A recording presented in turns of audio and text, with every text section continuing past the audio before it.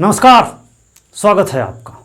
जब से अफगानिस्तान में तालिबान ने सत्ता पर कब्जा जमाया तब से पाकिस्तान का रुख बदला सा। सच पूछिए तो पाकिस्तान ने वहाँ पर अपनी बिसात बिछानी शुरू कर दी है।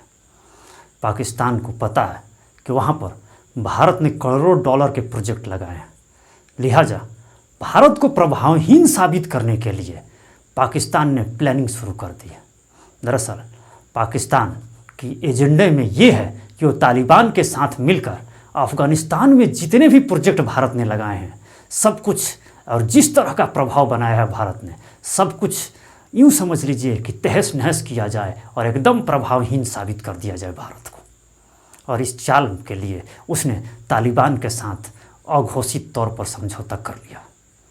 अब यूँ समझ लीजिए कि इसको लेकर दोनों के बीच इस तरह का समझौता हुआ है कि अंतर्राष्ट्रीय मंचों पर मान्यता दिलाने के लिए तालिबान को अब पाकिस्तान फील्डिंग करने लगा।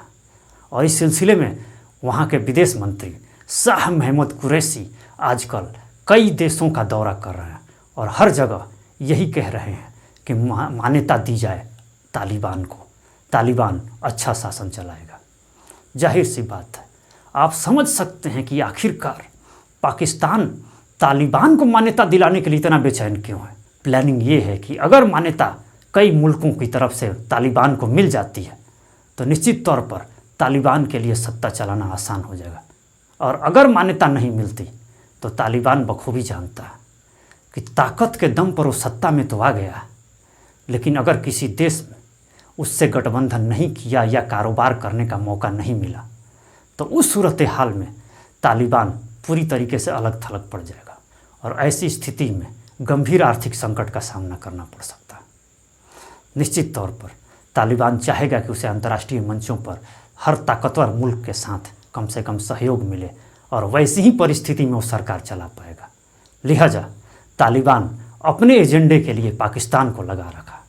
अब समझने की ज़रूरत ये है कि आखिरकार तालिबान के लिए पाकिस्तान इतनी मेहनत कर क्यों रहा। तो वाकई में मसला ये है कि तालिबान के लिए मेहनत पाकिस्तान यूँ ही मुफ्त में नहीं कर रहा।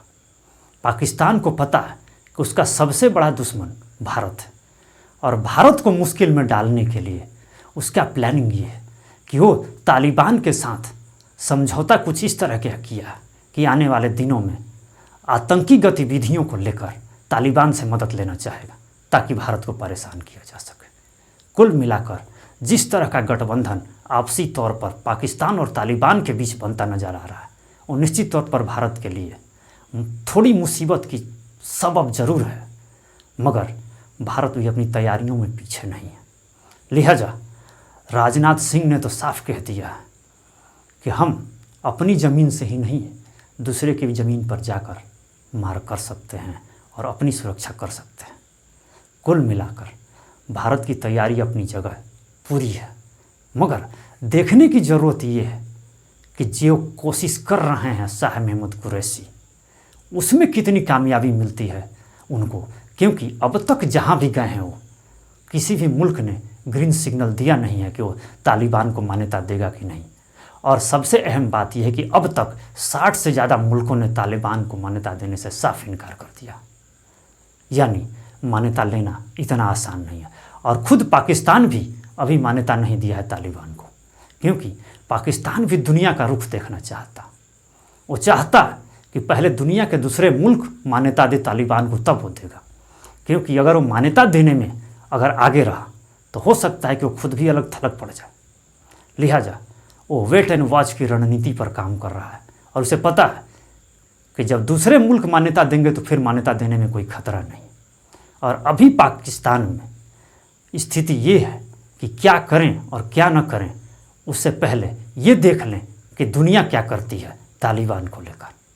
और इन सब के बीच अगर तालिबान के नज़रिए से देखें तो सबसे अहम मसला ये है कि तालिबान के पास पैसे हैं नहीं, क्योंकि अमेरिका में जितने बैंकों में अफ़गानी सरकार के पैसे थे सब के सब अमेरिका सीज कर चुका है।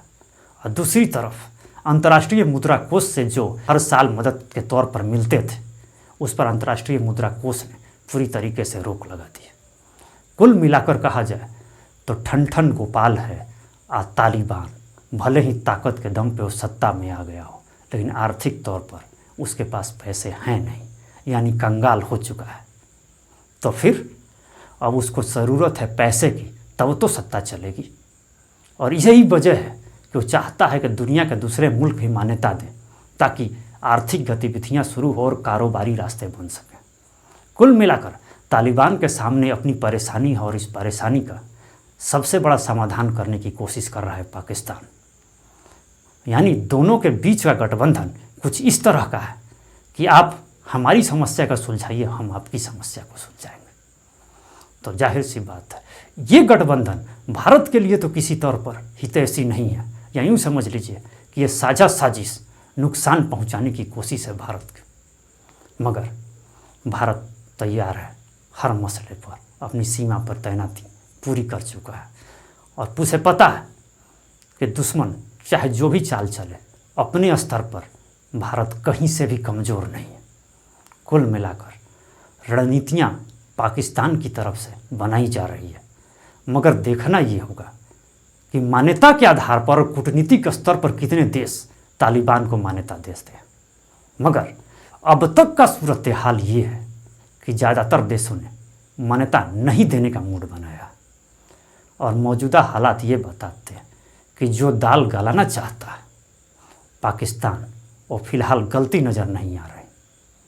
तो फिर देखिए और इंतज़ार कीजिए कि ये पाकिस्तान की साजिश किस हद तक कामयाब हो पाती है, क्योंकि पाकिस्तान हर हाल में कुछ इस तरह की साजिश रचना चाह रहा है कि जो इमेज भारत की वहाँ पर अफ़गानिस्तान में बनी हुई है, वो पूरी तरीके से धूमिल हो जाए। लेकिन पाकिस्तान के लिए ये काम इतना आसान नहीं होगा, क्योंकि जिस किस्म की गुडविल बनी हुई है वहाँ पर, वो यूं ही खराब नहीं हो सकती। बहरहाल देखिए और इंतज़ार कीजिए, वक्त बता देगा कि कितने देश तालिबान को मान्यता देते हैं, क्योंकि इसी आधार पर तय होगा कि आगे की राजनीति तालिबान की कैसी होती है, और इसके साथ ही पता चल जाएगा कि कितनी साजिशें कामयाब हो पाती है पाकिस्तान की। बहरहाल भारत के लिए कोई चिंता की बात नहीं है।